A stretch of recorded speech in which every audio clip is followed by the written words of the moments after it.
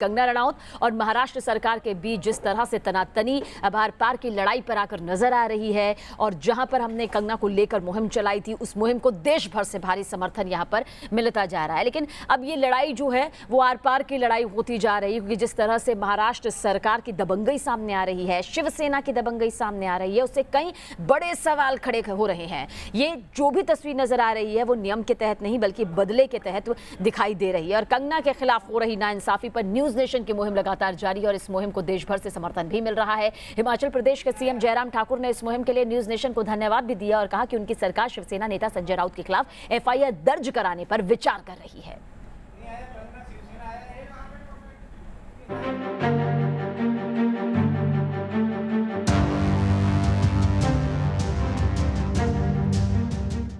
कंगना के खिलाफ अन्याय क्यों?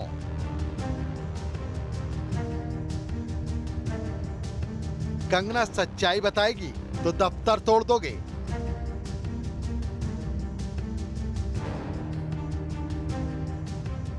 न्यूज नेशन ने उठाए सवाल तो साथ आया देश। सुशांत को इंसाफ दिलाने और बॉलीवुड माफिया और शिवसेना की दबंगई के खिलाफ कंगना ने झांसी की रानी की तरह आवाज उठाई तो शिवसेना नेता खुलेआम दबंगई पर उतर आए। शिवसेना नेताओं की कंगना के खिलाफ अपशब्दों की बौछार और उनके दफ्तर पर तोड़फोड़ के खिलाफ न्यूज नेशन ने मुहिम चलाई तो देश भर से आवाजें बुलंद होने लगी। हिमाचल प्रदेश के मुख्यमंत्री जयराम ठाकुर ने कंगना को इंसाफ दिलाने के लिए न्यूज नेशन को धन्यवाद दिया। ढंग से आपने इस सारे विषय का प्रस्तुतिकरण किया, मैं आपको भी बधाई देता हूं, आपके चैनल को भी बहुत बहुत बधाई देता हूं। और मुझे बड़ा साफ इस सारे मामले को लेकर के कहना है, क्योंकि हम तो हिमाचल प्रदेश से हैं, हिमाचल की बेटी के ऊपर संकट आया है। ऐसी परिस्थिति में उसको सिलसिलेवार जो है इस प्रकार से जो है वो प्रताड़ित करके परेशान करके जो है उसके लिए एक षड्यंत्र की एक भूमिका बनाई जा रही है उसके खिलाफ। तो ऐसी परिस्थिति में हिमाचल तो आज साथ है ही है। आपने ठीक कहा कि वो कंगना सिर्फ हिमाचल की बेटी नहीं, पूरे देश की बेटी है। पूरा देश उनके साथ आज की तारीख में खड़ा है। सवाल यही है कि क्या शिवसेना की सरकार में सच्चाई के लिए आवाज उठाने वालों के साथ यही सलूक होगा? सवाल यह भी है कि शिवसेना की अगुवाई वाली बीएमसी ने कंगना के दफ्तर को तोड़ने के लिए जो हड़बड़ाहट दिखाई, वही बीएमसी शिवसेना नेताओं के अवैध निर्माण पर क्यों आंख बंद किए हुए है?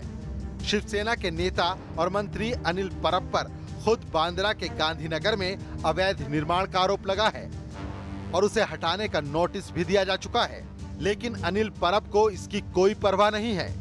वो तो अपनी सरकार की एजेंसियों पर ही सवालिया निशान लगाने से भी नहीं चूक रहे। उसके घर पे जब बुलडोजर चला दिया तो प्रश्न उठना बिल्कुल लाजमी है कि आप यहाँ पर बुलडोजर क्यों नहीं भेज पाए जो देश के दुश्मन है, और जिसके लिए खुद शिवसेना जो है क्रेडिट देता है कि बाला साहेब ठाकरे जी ने दाऊद इब्राहिम को देश से भगोड़ा बनवाया। न्यूज नेशन ने जब बीएमसी और महाराष्ट्र सरकार के इस दोमुहेपन को उजागर किया तो बीजेपी ने तुरंत शिकायत दर्ज कराई और न्यूज नेशन को इस खुलासे के लिए धन्यवाद दिया कि जिस प्रकार से कंगना रनौत को शिवसेना के खिलाफ बोली इसलिए खुन्नत निकाला गया, तो हमारी मांग है कि अनिल परब का अनधिकृत बांधकाम है, मुंबई मेयर का अनधिकृत बांधकाम है। न्यूज नेशन एक अच्छी मुहिम चला रहा है, तो न्यूज नेशन की मुहिम में सभी बांधकाम को तोड़ना चाहिए, लेकिन मेयर और मिनिस्टर का बांधकाम पहले तोड़ना चाहिए। न्यूज नेशन की मुहिम के बाद सवाल शिवसेना के राजनीतिक आदर्शों पर भी उठ रहे हैं। बीजेपी नेता ये सवाल उठा रहे हैं कि क्या सत्ता के लिए शिवसेना ने अपने संस्थापक बाला साहब ठाकरे के उसूलों से समझौता कर लिया है? नहीं, मुझे तो ऐसे कोई नोटिस आज तक मिली नहीं है और मेरा तो कोई घर नहीं है। जो मेरे घर है, मेरे पिताजी का घर है, जो मेरे बहन का है, जहाँ पर मेरा जो ऑफिशियल एड्रेस वही है। वो गलत लेटर अगर मेरे नाम से दिया होगा तो वो गलत दिया हुआ है। म्हाडा ने कोई भी लेटर देने से पहले ये जांच करनी चाहिए कि उसका मालिक कौन है। शिवसेना लगातार एक महिला, एक कलाकार और एक बेखौफ आवाज को दबाने की कोशिश कर रही है। न्यूज नेशन इसी अन्याय के खिलाफ मुहिम चला रहा है, जिसकी पूरे देश में तारीफ हो रही है। Team news nation.